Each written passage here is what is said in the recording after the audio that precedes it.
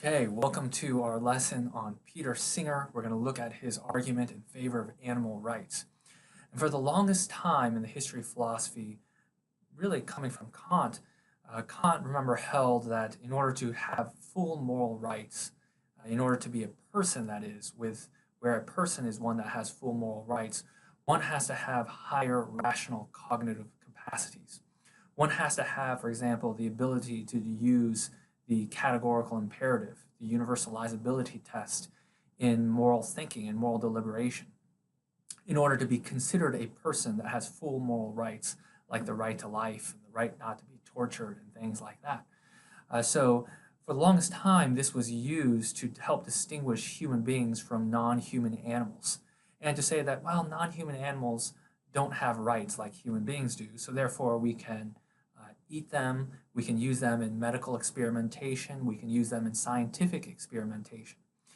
So we'll be looking more generally at his view on animal rights, but this can bleed over to areas such as in medical research and scientific experimentation that uses non-human animals. So what Peter Singer first starts talking about is the principle of equality. And the principle of equality is, he says, is not a description of actual equality among human beings, but rather it's a prescription of how we ought to treat others equally. So the principle of equality is this moral principle that puts forth a prescription of how we ought to act, how we should act. And how we should act is that we should treat each other equally. The principle of equality is not trying to describe the world and say how the way the world actually is, that we are all equal, such as in our intellectual capacities or our athletic skills, because we're not equal. Some of us are better in sports or in maybe particular fields of study, etc. So we're not equal amongst each other, but that's not what the principle of equality is about.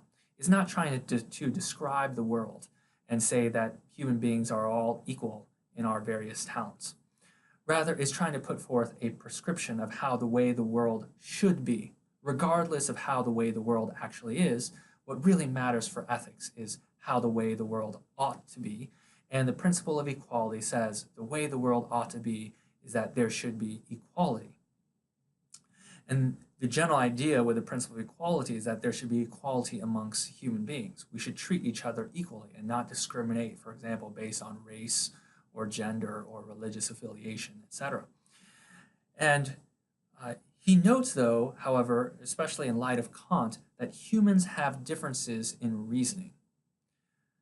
So not all of us have equality in reasoning. Remember, Kant says in order to be a person with rights, like the right to life, you have to have the ability to do complex cognitive rational tasks, such as utilizing the categorical imperative.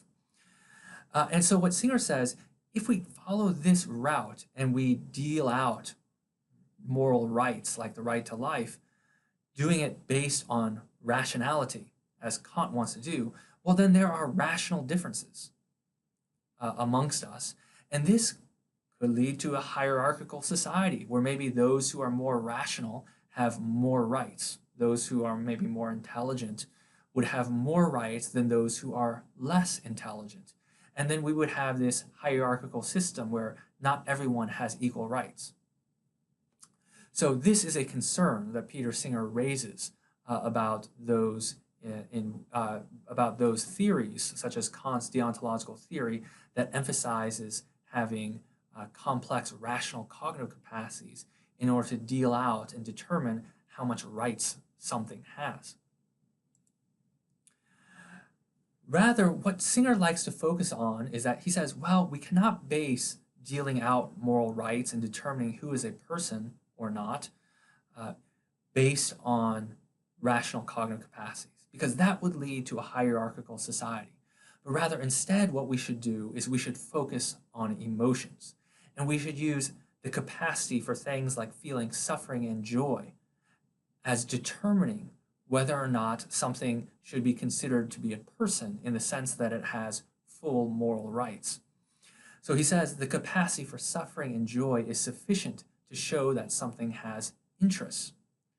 For example, If I kick a rock down the street, am I somehow interfering with the interests of the rock? No, because the rock has no interest. It's not feeling pain or anything like that. It doesn't have any psychological states. However, what if I kick a stray dog down the road or down an alleyway? Am I interfering with its interests?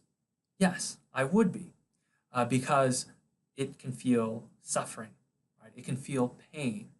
And so that is a clear indication that it has interest in not feeling suffering.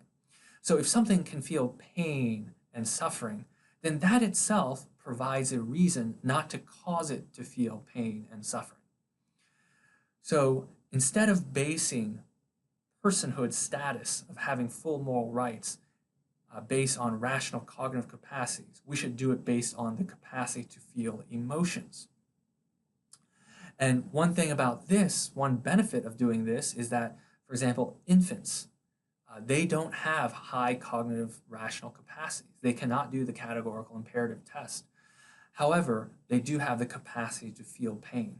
So that means infants have full rights, like the right to life. And also those who are severely mentally handicapped that do not have high cognitive capacities, they also have full rights.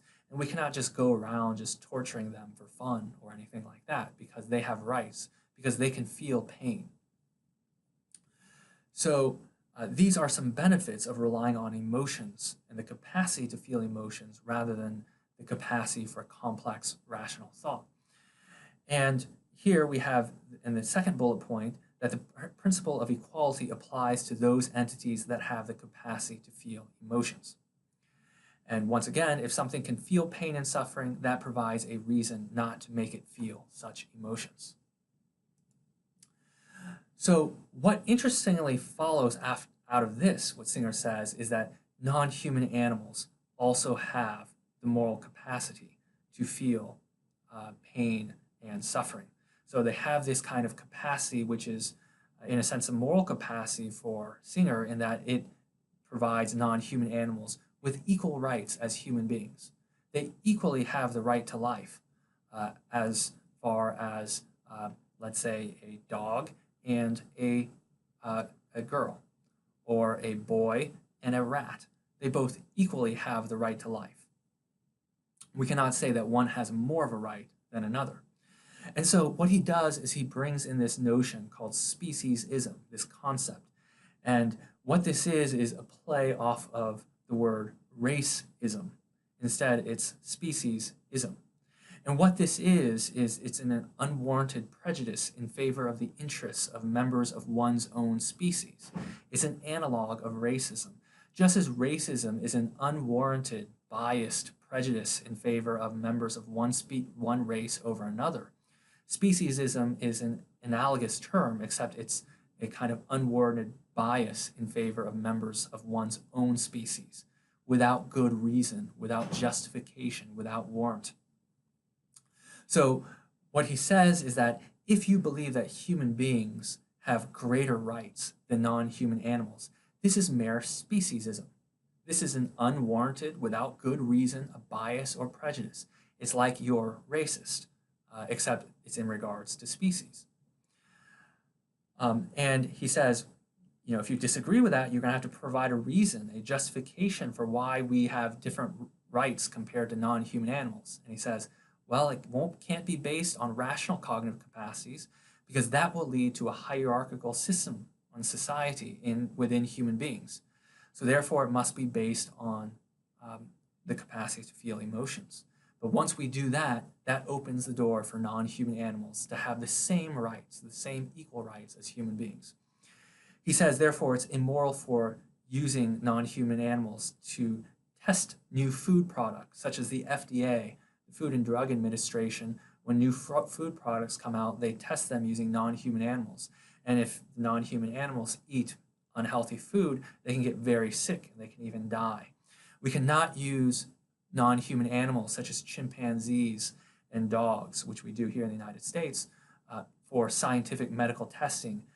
For example, inducing cancer in rats, for example, causing them extreme pain and suffering, inducing tumors in them, for medical testing in order to create medicines for human beings and to test for the safety of medicines for human beings.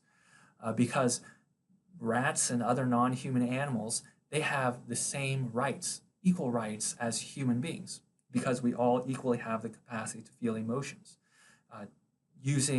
Testing a rat in a very harmful way for medical research, for scientific research, would just be like doing it on some child or on an infant, for example. It's both equal. They both have equal moral status. It's also unethical to eat non-human animals, just as it would be unethical to kill and raise human beings and kill them for food. It would be unethical to confine non-human animals, take them away from their natural habitat because they have full moral rights, and confine them in zoos, just as it would be unethical to do so for some innocent human being and confine them behind your own bars. It was also circuses, hunting, using non-human animals' fur for clothing, killing them for their fur. That is also unethical because they have equal rights as human beings. Because how do we determine to whom the principle of equality applies? Well, that's determined based on the capacity to feel emotions. And non-human animals can equally have this capacity along with human beings. So therefore, the principle of equality applies to us all. Singer says, is that if we experiment on one animal, it saves 100 human beings, let's say. Let's say we have a hypothetical situation where if we run some tests on a non-human animal, it will save 100 human beings' lives. But he says this is the way we should think about it. If we wouldn't do it for an orphan, right? If we wouldn't run this kind of experiment on an orphan child, human being, then it's mere speciesism to say it's okay to do it for the non-human animal. It's like race being a racist. Instead, you're being a speciesist. You're having this unwarranted prejudice against the non-human animal in favor of your own species, saying, no, we can't do it for orphans, but we can do it for a rat. However, the principle of equality applies to both, and they are equal in the eyes of morality, so Singer argues. And next, what Singer does is he anticipates some possible objections. So these are some possible objections someone might make against Singer, and then he responds to them. He responds to them and says, well, actually, these objections don't work, and my theory is still true. One possible objection someone might have against Singer is this: adult humans suffer more because they can anticipate future pain in experimentation. So how might Singer respond to this? You can go ahead and press pause if you like, and so you can think about possible ways that Singer might respond to this objection. And one response to Singer is this, that this allows for experimentation on infants and the mentally handicapped. Right? Someone might object and say, well, humans have higher cognitive rational capacity such that we can anticipate future pain if we were to be experimented on more so than non-human animals. And so this itself provides a reason for why human beings have more rights, have greater rights as compared to non-human animals, and we are not equal. However, Singer, denoted by a capital S, shorthand by capital S, what Singer's response is that, well, this allows for experimentation on infants and the mentally handicapped. The severely mentally handicapped and infants cannot anticipate future pain in experimentation like adults can. So if the logic holds in the first objection, then that means that allows for us to experiment on infants and the mentally handicapped, doing scientific experiments, causing them great harm, etc., and pain and death. However, this is not morally acceptable. So therefore, this first objection does not work. So a second objection that someone can have against Singer, they might say this against Singer. They might say, well, self-awareness, abstract thought, future planning, this all makes a life more valuable. And human beings have these kinds of rational capacities, cognitive capacities. Non-human animals don't. Therefore, human beings have greater rights. We have the right to life. But non-human animals, we can take their lives and eat them, for example, or use them in scientific research. So you can go ahead again and press pause as well and think, what might Singer say against this? And what Singer would say, and what you might think is, this second objection is relying on the idea that the principle of equality applies to those who have higher rational cognitive capacities. But we've seen with Kant, when you try to do something like that, that leads to problems. And that's what Singer is going to point out. What Singer points out is that, well, dogs and chimpanzees will then be more valuable than human beings who are in a permanent vegetative state, or human beings who are senile due to old age. And just as we cannot just go around mutilating the bodies of human beings who might be in a coma or who might be elderly, but they're senile and they don't have very high rational cognitive capacities, likewise, we cannot do it for non-human animals as well, because there can be some non-human animals like dogs and chimpanzees who can have even higher rational kinds of cognitive capacities as compared to, let's say, the senile.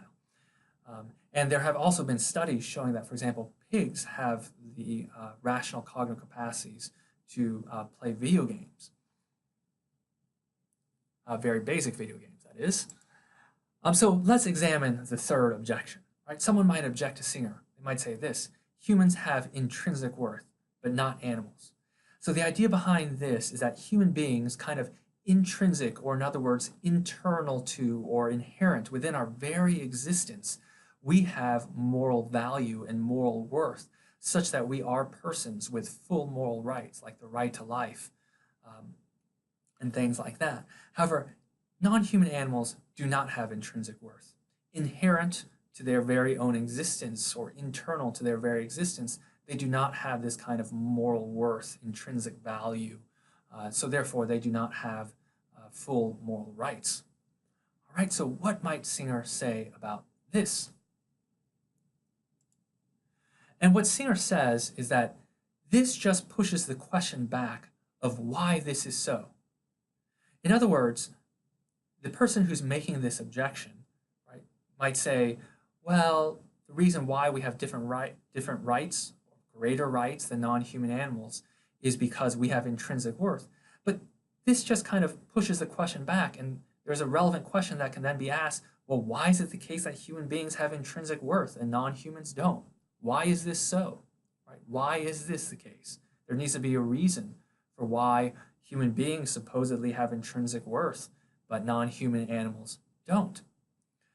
And what Singer says is that if intrinsic worth is due to having rational capacities, that human beings have intrinsic worth and value because we have higher rational cognitive capacities, well then this leads to a hierarchical society. For example, infants who cannot do the categorical imperative, they lack the right to life, and we can just go around killing infants for fun if we wanted to. But this is wrong. He says, if someone says that human beings have intrinsic worth and non-human animals do not, but they don't give any reason for it, well then this is just speciesism. It's unwarranted, without good reason, bias against members of different species as compared to one's own. He says, if there's no good answer, no justification given for why humans have intrinsic worth, but non-human animals do not, then it's speciesism to say that humans have intrinsic worth, but not animals.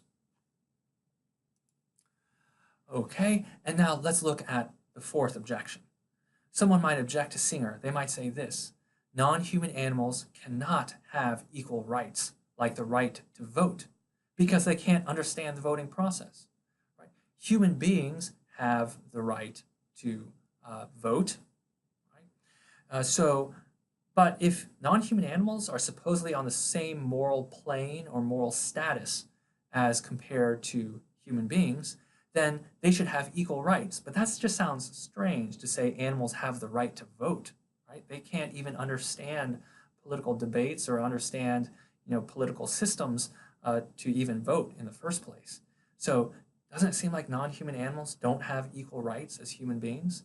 Maybe now we can say they don't have the right to life, and we can use them in medical or scientific testing. What might Singer say in response to this?